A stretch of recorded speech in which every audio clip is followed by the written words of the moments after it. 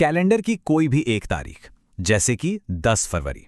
सुनने में तो ये बस एक आम दिन लगता है ना? पर क्या हो अगर इसी एक तारीख में भारत की कहानी के कई अहम पन्ने छिपे हों? चलिए आज इतिहास के पन्नों को पलटते हैं और सिर्फ इसी एक दिन की यात्रा पर निकलते हैं। देखिए, ये सिर्फ एक तारीख नहीं है। इसे एक ऐसे धागे की तरह समझिए जो हमें इतिहास के अलग अलग दौर से, अलग अलग पलों से जोड़ता है। एक ही दिन जो साल दर साल भारत की किस्मत को एक नया मोड़ दे रहा था। तो आज का हमारा सबसे बड़ा सवाल यही है, क्या वाकई एक दिन, सिर्फ एक दिन, किसी पूरे देश की कहानी कह सकता है? चलिए इस सवाल का जवाब ढूंढने के लिए 10 फरवरी के पन्नों को पलट कर देखते हैं। हमारी इस यात्रा की शुरुआत होती है उस नींव से जिस पर आज का आधुनिक भारत खड़ा है। तो हमारा पहला पड़ाव है एक राष्ट्र का निर्माण। अब ये स्लाइड देखिए, ये वाकई में बहुत दिलचस्प है। यहां हम देख सकते हैं कि कैसे 10 फरवरी ने एक तरह से आधुनिक भारत की नींव रखने में मदद की। 1921 में इसी दिन इंडिया गेट का शिलान्यास हुआ। फिर ठीक 10 साल बाद 1921 में नई दिल्ली को भारत की आधिकारिक राजधानी घोषित किया गया। और बात यही नहीं रुकती। 2 दशक बाद 1952 में देश के पहले आम चुनावों के नतीजे आए और कांग्रेस पार्टी ने बहुमत हासिल करके लोकतंत्र की जड़ों को और मजबूत किया। सोचिए कैसे एक ही तारीख पर 3 अलग अलग दशकों में एक राष्ट्र आकार ले रहा था। लेकिन किसी भी देश का निर्माण हमेशा शांति से नहीं होता, इसमें संघर्ष भी होते हैं। तो चलिए अब हम अपने दूसरे खंड की ओर बढ़ते हैं, संघर्ष और बदलाव के क्षण। 10 फरवरी 1763 यूरोप में पेरिस की संधि पर दस्तखत हुए, लेकिन इसका असर हजारों मील दूर भारत पर भी पड़ा। इस संधि ने ब्रिटेन और फ्रांस के बीच चल रहे एक बड़े संघर्ष को खत्म कर दिया।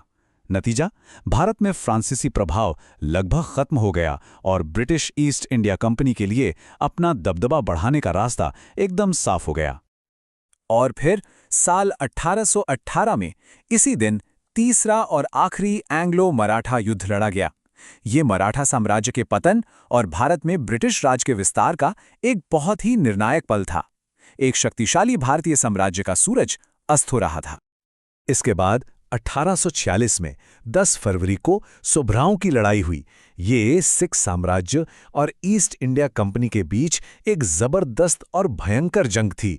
इस लड़ाई ने भी आज़ादी से पहले के भारत के राजनीतिक नक्शे को बनाने में एक बहुत बड़ी भूमिका निभाई।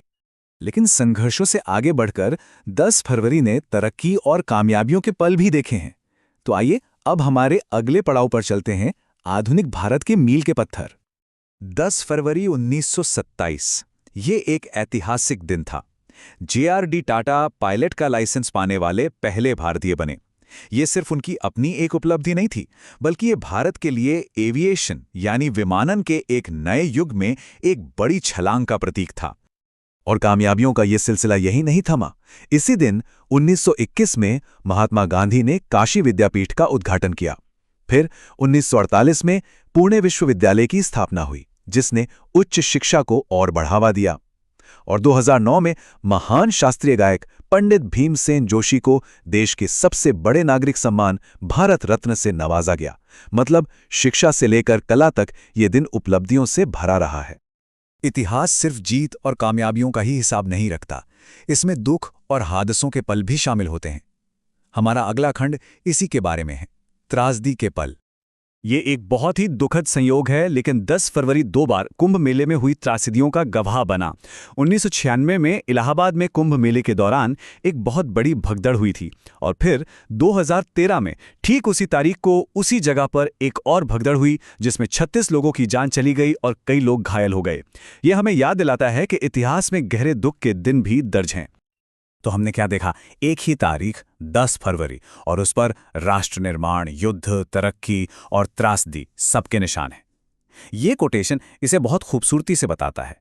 इतिहास केवल विजय की कहानी नहीं है, बल्कि परीक्षाओं की भी कहानी है, और हर एक हमें हमारी यात्रा के बारे में कुछ बहुत जरूरी बताता है। सच में 10 फरवरी भारत की पूरी यात्रा का एक छोटा सा आईना है, और ये सब हमें एक आखिरी सोच पर छोड़ जाता है। जब हम आज के कैलेंडर को देखते हैं तो ये सोचना कितना दिलचस्प है ना, कि आज की तारीख आने वाले कल में क्या इतिहास लिखेगी। क्योंकि हम जो आज कर रहे हैं वही तो कल का इतिहास बनेगा। बस इसी सोच के साथ आज के लिए इतना है।